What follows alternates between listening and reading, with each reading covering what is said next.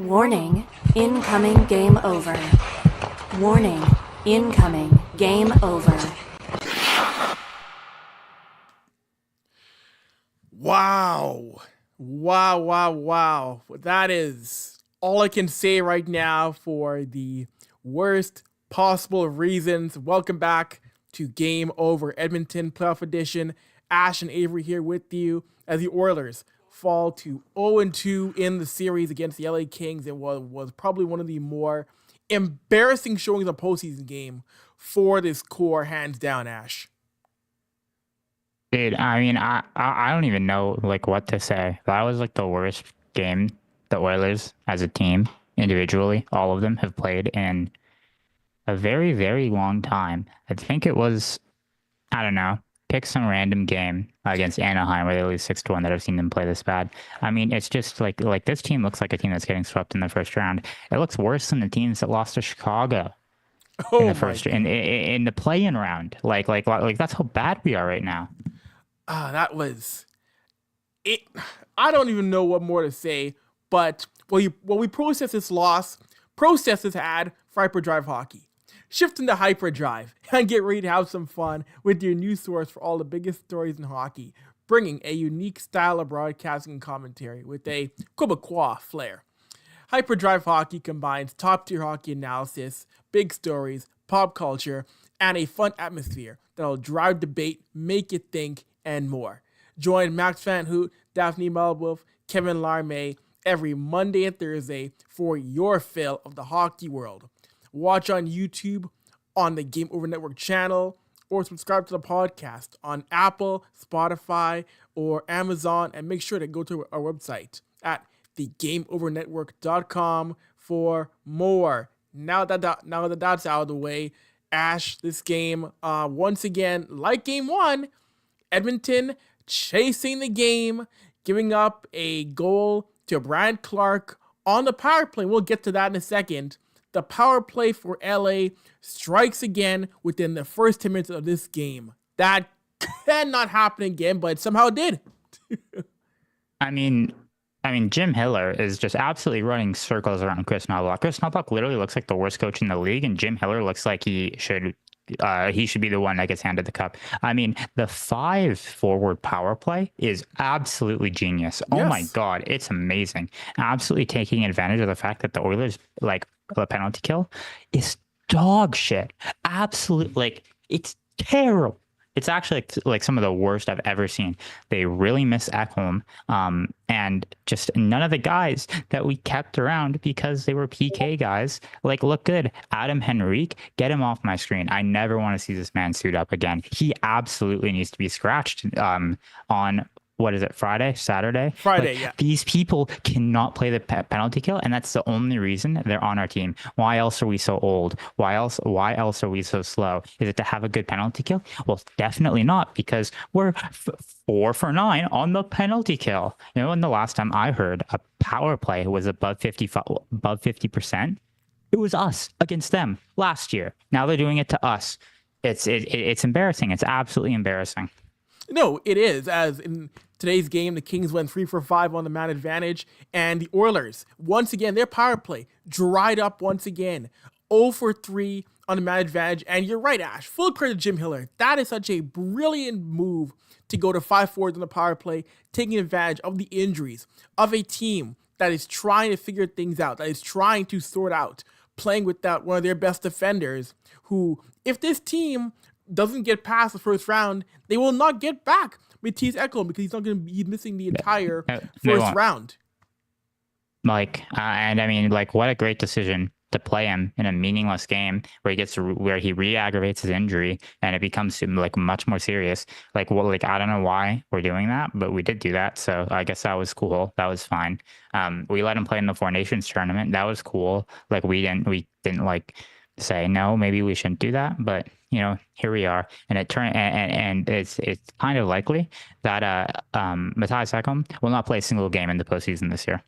Oh well, that's okay. It's not like he's getting any older. Oh wait, isn't he in his mid-30s? Yes, he is. Ooh. Tough look. Oh well. And that was this again. It just felt like if his team was gonna chase the game again, they were gonna lose. And this is a game in which after the first goal, first period ends 1-0, and the second period to me was probably the most egregious goal of this series yet. Quinton Byfield makes it 2-0. Great play by Byfield. A turnover along the boards. Byfield gets the steal, walks down Main Street, and beats Stuart Skinner, who has to make that save.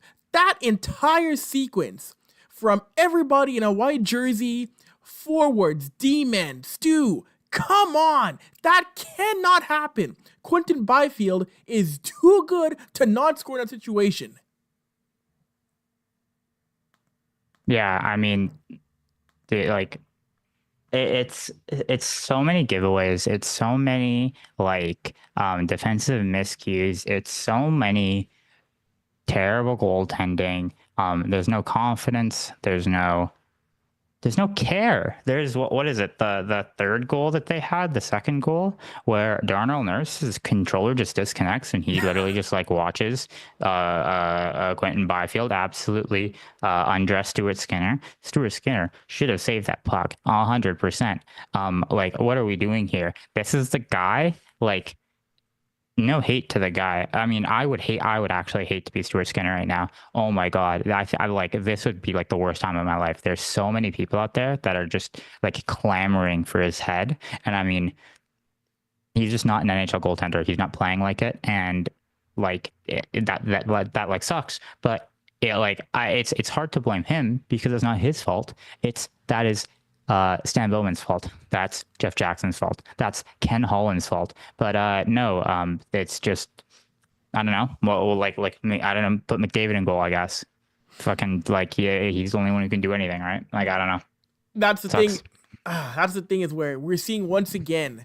This was a game in which this team, if this team doesn't get the offense from Draisaitl or McDavid, this team struggles to get anything generated. And that's not a good thing. You need somebody else stepping up in this series, not wearing 97 and 29. And we talk about players who need to step up a little bit more. I know this game also saw the switch of Jeff Skinner, who didn't have a great game one. He comes out of the lineup, and Evander Kane comes into lineup here, playing top 6 minutes. And to me, in large part, Evander Kane, I said it before for the Hockey News that Evander Kane needed to play a lesser role to get back up to speed, playing third or fourth line. He plays in second line tonight, Ash. And Evander Kane, in large part, to me, wasn't visible. He wasn't. I mean, he didn't do anything except take penalties. He was he was just absolutely worthless. He only played 12 minutes a night. Okay, we're scratching like Jeff Skinner for this guy who's going to come in and play 12 minutes a night because he has a big contract and a big attitude. Get this guy off my team. I don't want to see him again. This shit is terrible, absolutely terrible. And you know what? He's not even, if he's going to come in here and be a physical guy, be an energy guy, then do that. But you want to know what he was? Not that, because Connor McDavid was doing that. Connor McDavid was going out there laying hits, playing bodies, much more than Evander Kane. If Evander Kane can't shoot, can't hit, can't get the energy on, what is he doing on the team? Why is he not scratched? I don't understand. I actually cannot. I cannot believe it. Exactly. No, you're right. You're 1,000% right, Ash. If you're not generating stuff on the score sheet, go through somebody, lay a hit, do something. At least, but Colson was out there taking throwing some like pitty little slashes around and getting a 10-minute. Can't even get the decency to get a 10-minute misconduct. What do we pay you for? Just do something. Being glass, being invisible, being see-through, being a non-factor on the score sheet, being a non-factor to the fans, to the broadcast team is not how you help this team in this series. It really isn't. Yeah, no, I mean, like the Kings fans weren't even booing him when he touched the puck. Dude, have you no sense of dignity? That's like your entire role is to go out there and be the villain. It's like he's showing up for the paycheck and then going home. I don't get it. I really don't understand. This is a guy that I was continually told wants to play. And the fact that we're gonna scratch a player who's played all year for this guy who hasn't played a game of hockey in over a year, or about a year at this point, and he goes out there and does fuck all. Okay, cool. I don't want to see you. Get off my team. Like I don't know. Like I'm actually sick and tired of all these passengers on this team. It makes me sick. It makes me sick to my stomach. That's a great word to describe it, Ash. Passengers. In a Hmm. postseason like this, there's too many guys in this roster who, again, it isn't just Evander. It's guys who are just not contributing anything at all. It's Yeah. been Evander. It's been, as of late, guys like Adam Henrique, who I liked last year in the postseason. You cannot float in a time like this when LA's coming in hungry. LA's winning every board battle, every puck battle. You cannot coast for 60 minutes. It can't happen. Yeah, no, I mean, like, every single player, every single staff member, everything in the organization of the LA Kings wants this right now. And there are about 4 guys on the Oilers that want it. And they're all on one line. That's it. They're all on one line. If you look at the Oilers stats, it's pretty clear. You have McDavid, you have Draisaitl, you have Bouchard, you have Corey Perry. That's it. Everybody else is just is either like complete average or a complete waste of a roster spot on this team. Yeah, and then that just cannot happen at a time like this in the season with this team now down 2-0 with the series heading back to Edmonton. And looking to the scoring continued, Andrei Kuzmenko made it 3-0 LA on another power play goal. Special teams for Edmonton has been a nightmare. Second period ends. Leon Draisaitl makes it a 3-1 game. But once again, Ash, I mean, we did see Edmonton push a little bit in this game. They did make it a 3-2 game thanks to Arvidsson's goal. But it felt like when Edmonton did something right, LA immediately had an answer for it. Immediately had an answer to neutralize that comeback. Yeah, and a lot of the times it was like there were times where Edmonton would do something right, and then immediately after it would be Edmonton who just gives the game away. I mean, at 3-2, I was like, okay, well, I think this Oilers team is actually playing worse than they were last night. But I think that if they keep making some improvements, they keep getting some good shots, some good opportunities, maybe they can tie this game up, and maybe they can inspire some confidence. And then Arvidsson, brother, can't get it out once, can't get it out twice, 3 times, no luck. Goodbye. It's in our net. I'm losing it. I cannot believe this is the guy, one of the guys that we signed in our offseason, and he's just like, bah, bah, bah. Well, I mean, whatever. I guess like what can he do? If he can't get the puck out 3 times, it's not really his fault. If our goalie can't make a save, it's not anybody's fault actually. I don't know. I just don't know. There's no accountability on this team. There's no care. There's no passion when, the fucking LA is like happy to do all of that. And they're beating our ass for it. Yeah. No, they are. And now going into game 3, before we head to our next segment, the first 2 games, Ash, Edmonton is now allowed 12 goals in 2 games. That is not how you start a postseason. 12 goals in 2 games from a team that is again in a so-called cup or bust year. That is not good enough. That's embarrassing. Yeah, I mean, how's Mackenzie Blackwood doing? I was told by all the Oilers media guys, I was told by the team that, this guy wouldn't be an upgrade on Stuart Skinner. All the same guys who said Chris Tanev wouldn't be an upgrade on Cody Ceci. So why even bother? Like, I feel like nobody in the city actually knows what the hell they're talking about.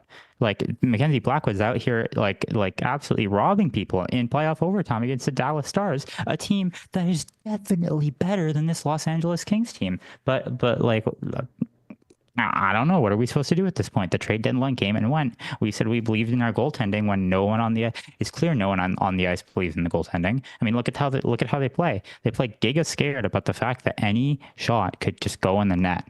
I mean, it's so frustrating. It's horrid. It's absolutely horrid. No, right now it's just a complete mess. But what isn't horrid is the Game Over Network Patreon page. Looking for ways to help an upstart media company employing over 30 young journalists and analysts across Canada? If you've got a few spare bucks kicking around, then you can head to our Patreon page at patreon.com/the Game Over Network. There you'll find multiple tiers featuring different rewards and goodies for helping us grow. There's extra access, exclusive looks behind the scenes, Discord benefits, merch discounts, opportunities to give us feedback, and you can join us for special shows live where you can interact with the hosts and we launch more ways to improve your experience. And hey, you know what? We know sometimes times are hard. If you can't spare a few bucks, don't worry. We got a free tier so you can still enjoy the fun. And hey, if you want to really help us out, make sure to click like and subscribe on YouTube, rate us 5 stars on your favorite podcast app, and share our work on social media. So that's patreon.com/the Game Over Network for some tantalizing goodies. All right, second period time here on Game Over Edmonton. And now looking back on this game and going into game 3 now, there's going to be so many question marks in terms of what to do, where to go. And I'll ask you first of all, Ash, do you think it's now time to give Stuart Skinner a game off? And does his team, should they go back, should they go to Calvin Pickard in game 3 as a starter now? I mean, they have to. I mean, the thing is Stuart Skinner is not a good goalie, and Calvin Pickard is a worse goalie by actually like a significant margin. But if you start Stuart Skinner, it just sends a message to the team, to everybody, to all the fans that nothing matters. That you can play like absolute ass, and it doesn't matter because you still get to start. You definitely go to Pickard in this situation. I mean, 12 goals. It's Bush League. Sean said it. It's horde. You have to go to him. But I mean, we saw it tonight. He literally gets scored on the first shot of the game. Oh yeah, you can say that he's rusty and the Kings players are shooting. Don't care. You can literally just go watch Calvin Pickard play throughout the entire season. He is not a good goalie, and I think that unless he has an absolute life game on what is it, Friday or Saturday or whatever? Friday, yeah. Friday. Then the Oilers are just gonna have to score 7 goals again. That's the only way they can win is if they score 7 goals. Yeah, that's, I've said before that Edmonton has had success outscoring their problems, and right now they have no choice. You're right, Ash. They have no choice but to outscore their problems and make it that track meet style game, and go ahead and try and win this game 7-5 or 8-6. Because right now defensively, this is not a good hockey club. It really isn't. And it's crazy because this year, of all years for the Oilers to need to win games like this, is the worst constructed team in the McDavid era to be that 8-6 like barn burner. The Oilers offense has taken a gigantic step back from last year, but their defense has taken a big step up from last year. So the fact that our defense has suddenly cratered, our goaltending is terrible, and our offense, which is just flat out worse than it is last year, we have no options. We're actually shit out of luck because this is just not the team that's going to outscore its problems like it has in the past. Last year, we had a lot of more players who could get some goals. Dylan Holloway, rest his soul. God help him. God help all of us. But we don't have guys like that on this team anymore. We brought in Jeff Skinner just to scratch him. We brought in Victor Arvidsson to occasionally get a fluky goal. We brought back Adam Henrique to just give goals and give power plays to the other team because he didn't do anything else. Offense was clearly not something that anyone in management cared about when they were making this roster. I mean, we had a roster that was 2 goals away from the Cup final, and we decided to just gut it, get rid of half of it, because why would any of that matter? Oh my gosh, it is just absolute mess. This team, when you look at the analytics, this team was below 37%, below 40% when it came to Corsi 4 in the third period at 5-on-5. The metrics are bad. This team struggled to get high danger chances late in this one. Again, that is not a good thing. And you look individually, you're right. This is a team that traded away Ryan McLeod for Matthew Savoie. Great if Savoie actually played more at Edmonton than just a couple of games where he showed me something, and he went back down to Bakersfield. And this team, you mentioned right there, Ash, Dylan Holloway had a great year for the St. Louis Blues, had a career year on points. Could have used him in this roster. Yep. It's just horrible opportunities. And a little bit later, I will talk about people like Matt Savoie, and I'm just so I don't know. I look at last year's team, and last year's team was my favorite team I've ever got to watch play hockey. And I look at this team, and I kind of just, I don't know, I don't get it. I really don't get it. I don't get why they're like this. I don't get what needs to change. But this is 84 games into the season, and you're gonna tell me that in 2 days they're gonna suddenly flip the switch? I just don't believe you. I don't know. I mean, I believe that they'll win the series. I'm an Oilers fan. If I didn't believe, I wouldn't be here. But dude, something has to break. Something has to break on this team, and I'm just not seeing it. Yeah, no, this team is gonna have. I mean, yes, they're down 0-2, but this series is not done yet. They do have, you have to go back to the other city now. Go back to Edmonton. I do think they have a chance at evening this up because winning Edmonton's a tough thing to do for an opposing team. But look at the numbers again too. Like looking at the analytics again, the Corsi 4 numbers and the chances allowed. I look at the numbers. Third, Adam Henrique is barely at 30% for Corsi 4, 31.3 in all situations. Jake Wallman struggled again. Ryan Nugent-Hopkins struggled again in Corsi. Yep. It's like, holy smokes. These are the guys, and you need to step up. Trent Frederick, I know he's had his injury woes. He's had a tough go at things this year, but Trent Frederick again, one of the worst numbers for Corsi in metrics. Just a tough look for a lot of these guys. Yeah, we have plenty of people who can step up and play. And if Trent Frederick is too injured to play, then don't play him. It seems very simple to me that we don't need to play our injured players. And yet, Chris Knobloch, in all his wonder, in all his genius, is like, no, go out there, play 8 minutes, and go be bad. Because that's better than playing the people that I don't like.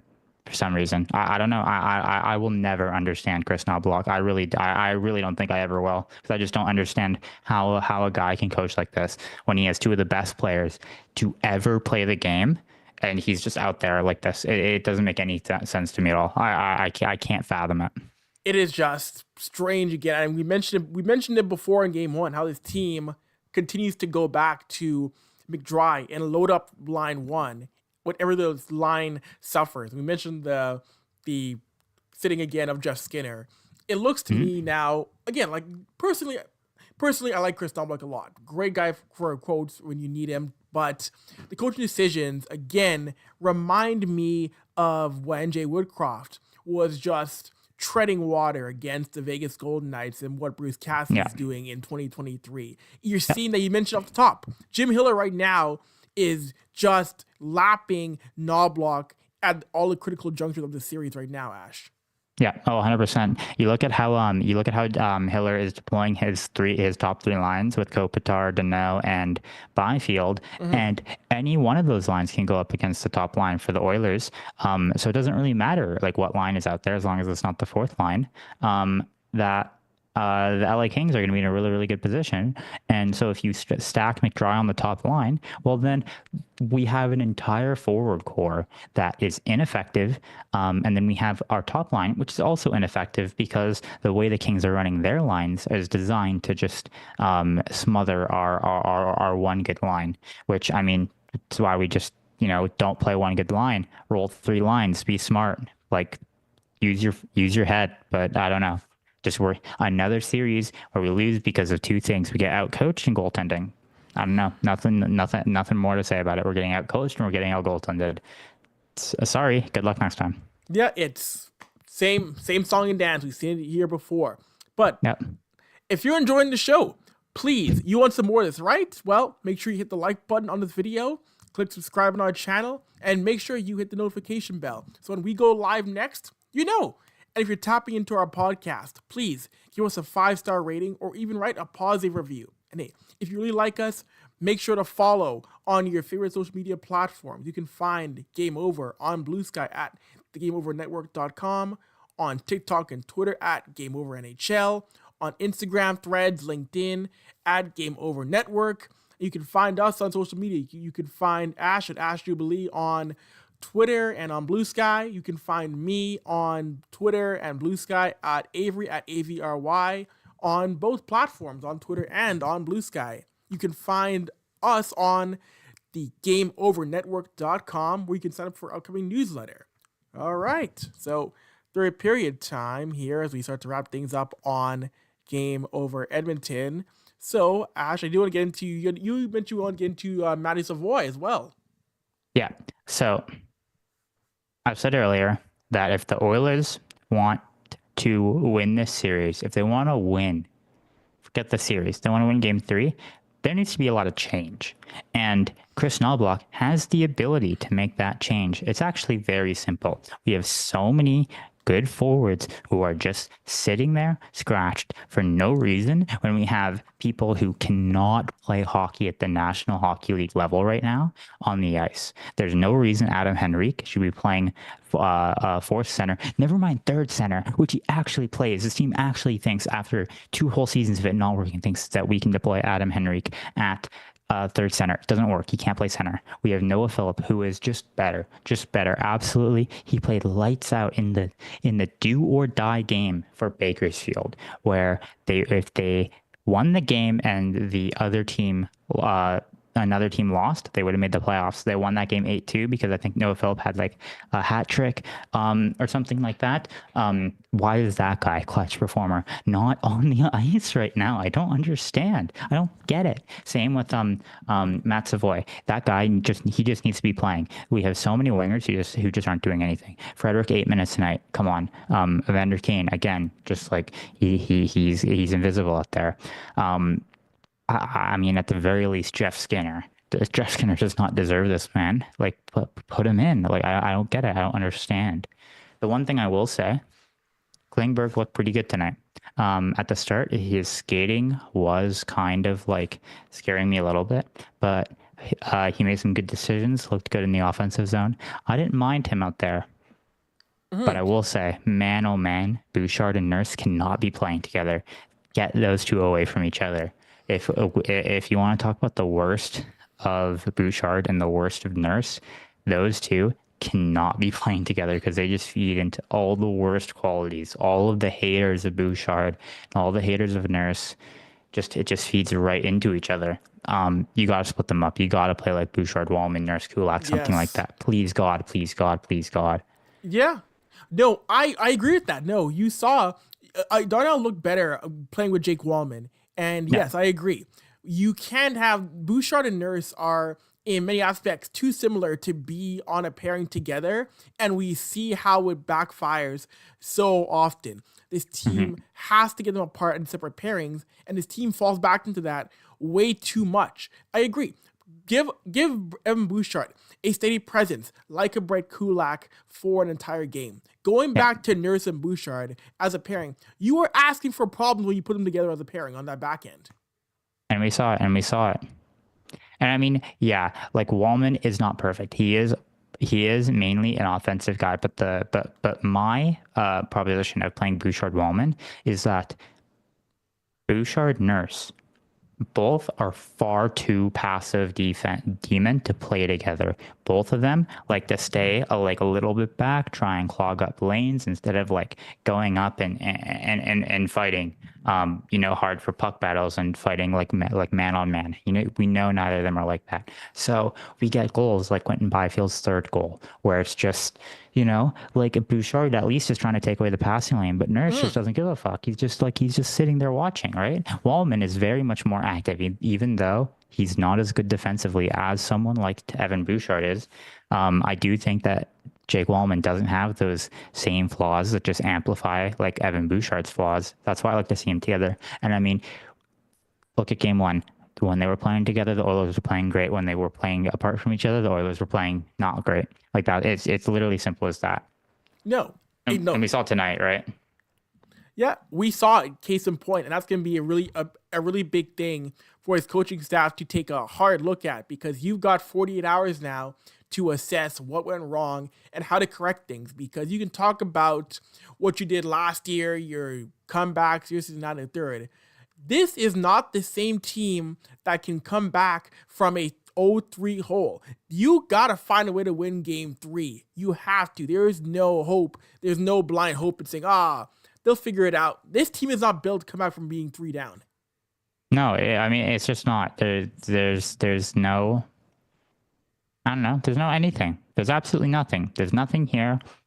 Chris Knoblauch can change that, but I don't think he will.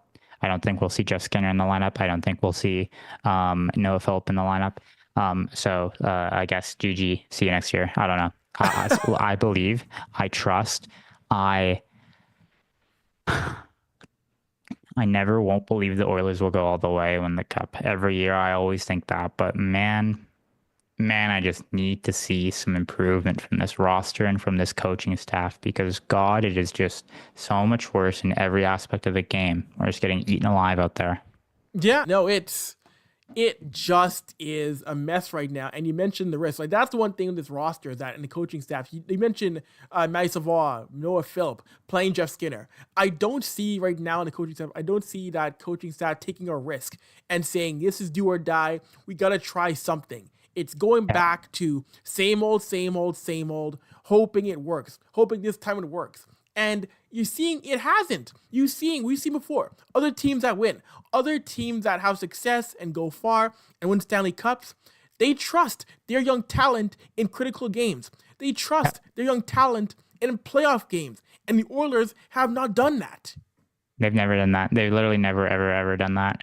I mean, it's why Dylan Holloway didn't get re-signed, you know? Like, it's why we just didn't match the offer sheet. $2 million, by the way, like 2 point something million. Adam Henrique makes more money than that. When was the last time Adam Henrique has done anything for this team? I don't know, man. He has been invisible, and it's tough. It's tough because guys like Henrique saved this team in the Cup final last year. The Cup final last year was saved by the Matisse Janmarks, the Adam Henriques. That series over in 5 if the depth doesn't step up against Florida. This year, these guys have vanished. Yeah. And I mean, like, if you looked at the like those players were really coming clutch, but if you were looking at the underlying numbers and you're thinking about, should we give these guys another contract? I mean, the answer was very clearly no. Obviously not. What are you doing? But I don't know.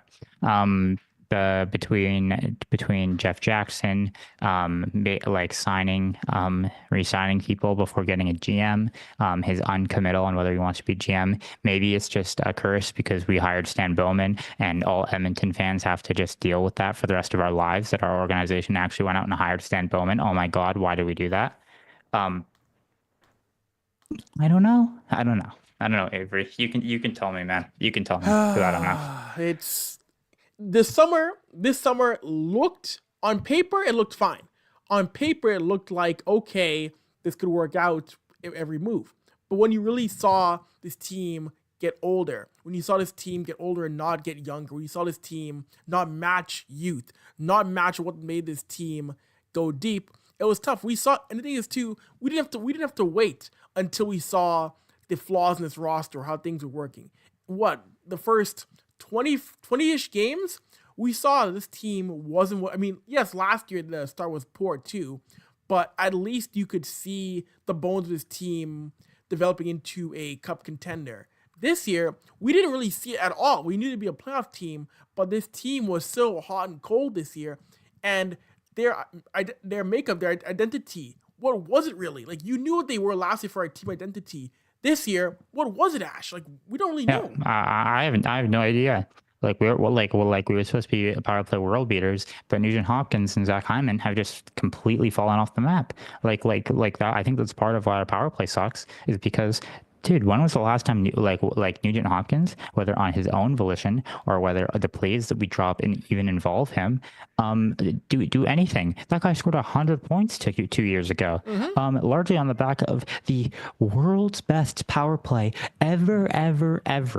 And now he's like nothing.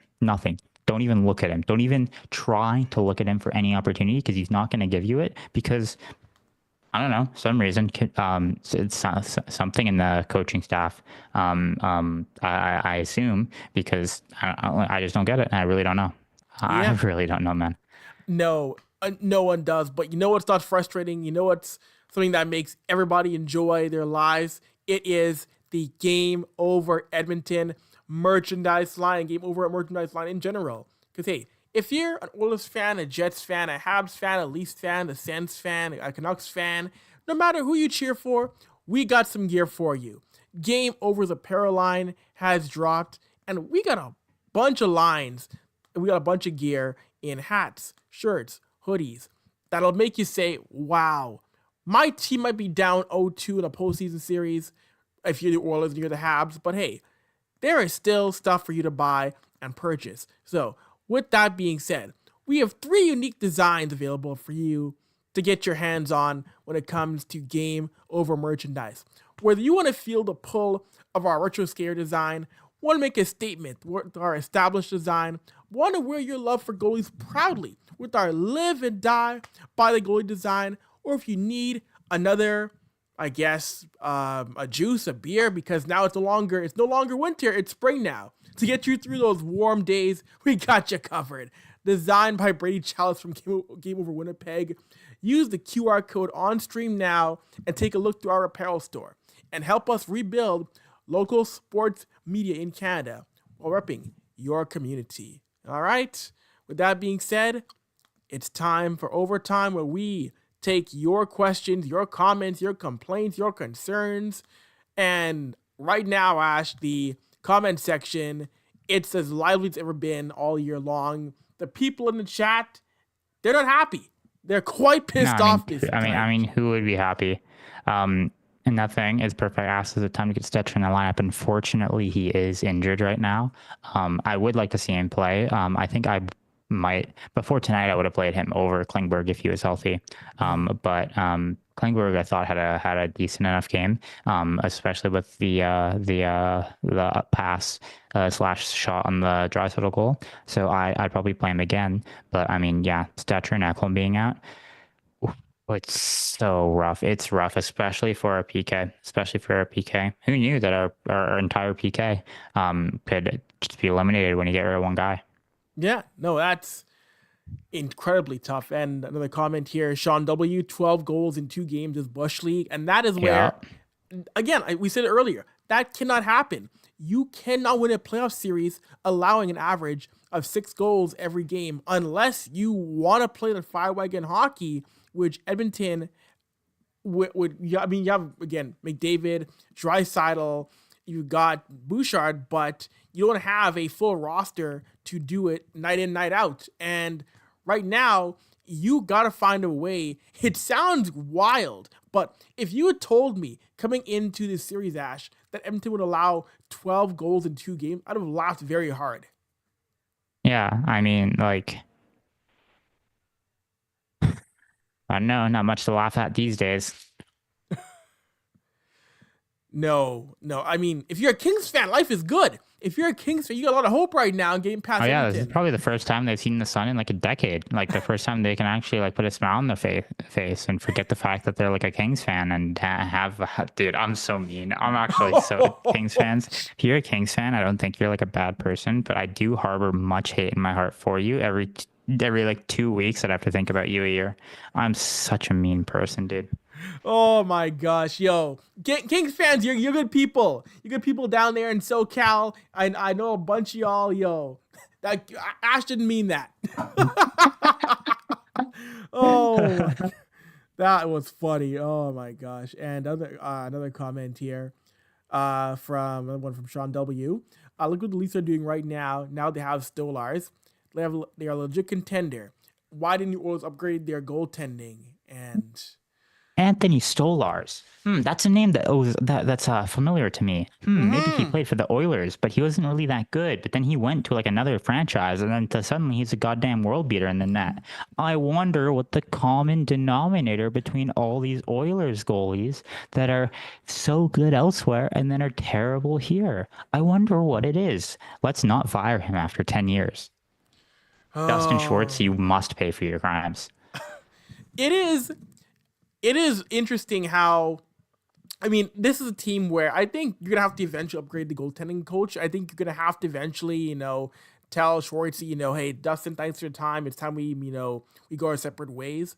But this team likes to stay in that comfort zone when it comes to many different things. And we're seeing now, Anthony Stolars is having a great run right now in Toronto. And you talk about the Leafs goaltending. That's a fun 1-2 with Stolars and Joseph Woll down in Ontario. Yeah, I mean, That was like one of the things that they needed to deal with, especially with Wall's injury. And they go out, they find guys that they trust, and they know that can play well. But we don't do that in Edmonton here, because in Edmonton we only care about the boys' club. Only care about like who you know. You know, Mm. it Yeah. doesn't matter if you actually are good or not. No matter, are you from Stony Plain? Oh my God, I love Stony Plain. Are you from St. Petersburg? Get out of my sight. I can't stand you. Mikko Koskinen was run out of town for much less than this, dude. Can you imagine if someone not from Alberta played as bad as Stuart Skinner did tonight? They'd probably be shot on sight.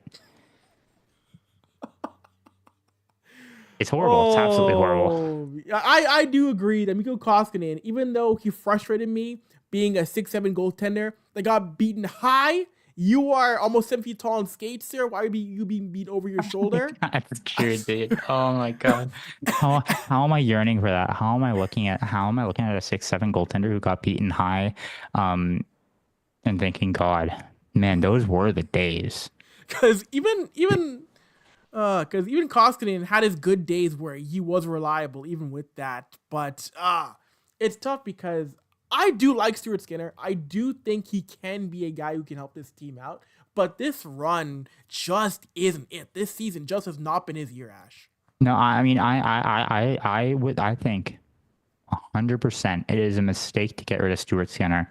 But he's not a starting goaltender right now. I mean, he's barely even an NHL goaltender right now. And it's hard to put that, like, how much of that is on is like his fault. We brought in Jack Campbell on a 5x5 contract, and then he immediately crashed out. Luckily, Stuart Skinner was suddenly like out of nowhere. We have this like Dove drop into our laps, and he's second in Calder voting. He's top 10 in the league in goal save above expected. And then, but I guess like once you have a full year in Edmonton and Dustin Schwartz gets his hands on you, you just turn to absolute slop. It's hard to blame him, especially because he's a young guy. Goalies at his age don't, unless you're like someone like Dustin Wolf, you don't tend to be trusted as much as he has. And you're playing as a goalie in Edmonton. This is one of the roughest places to be a goalie in terms of like mental and just how that affects you. So I don't envy Stuart Skinner at all. And I think Stuart Skinner has been dealt a really bad hand by management, because management just doesn't know anything. Absolutely doesn't know anything at all. And actually, and I'll go to our last question for the night here. From Nothing Is Perfect, which ties in great to this. When will Edmonton go from being the goalie graveyard to the goalie garden? And I think that's really when management assesses properly what they have in net. We mentioned how earlier, a second ago, Jack Campbell, he comes in, has a horrible start to his tenure in Edmonton, and you gotta rush. You have to rush Stuart Skinner's timeline up to save your season, and that really threw everything off back in 2022. Ash. Yeah. Yeah, I mean, like I said earlier, like it's hard to beat a goalie that you're suddenly given so much trust, and then you're being put in an environment where you don't have a goalie that can like. I feel like if Stuart Skinner like played with like just a better goalie as his like starter for a year, he would just become so much better. Remember when we brought in Duncan Keith pretty much entirely just to coach Evan Bouchard into being one of the NHL's best defensemen, and it worked. Why didn't we do that for Stuart Skinner? Do we hate him? Do they actually do they want to see him fail? I don't want to see him fail. I want to see him succeed. But they just don't care. They give the people on this roster absolutely nothing to succeed, and then when they don't succeed, they're like, why didn't that work out? I don't understand. It doesn't make any sense. Let's scratch Jeff Skinner again. Why? Like at the trade deadline, I wrote about it. The trade deadline. This team should have gone out there. You know what? If you were gonna get a John Gibson, then they should have gone out and brought back a Cam Talbot or gone Alex Lyon, because the Red Wings have like 83 goaltenders. Go into their netminders out of Detroit. Yeah. When we signed Jack Campbell, you know who the other premier goalie on that goalie market was? What was his name? Oh, it was Darcy Kemper. What has he done since then? Win a Stanley Cup. Absolutely run our shit. in this series. I don't know, man. It's crazy. Yeah, very funny and nothing. We'll give you Shelops for McDavid. Very funny. No, do you want me to speak something absolutely horrid into the world right now? Absolutely horrible. The Shelops magic is run out. That no. You're a year too late for that kind of offer. Oh my gosh. With that being said, we're going to wrap things up here on Game Over Edmonton after a frustrating, troubling night. Edmonton goes down 0-2 in the series to LA. Game 3 goes down on Friday night back in Rogers Place. It'll be bumping. The moss pit will be wild. If you're going down there, make sure your fingers are safe. Don't get them bitten. We saw it happen a couple of years ago, though, that kid biting fingers in the moss pit. Troubling stuff. Oh, with that being said, for Ash, I'm Avery. We'll talk to y'all again next time. Game 3, Friday night. Stay tuned, y'all. Yeah.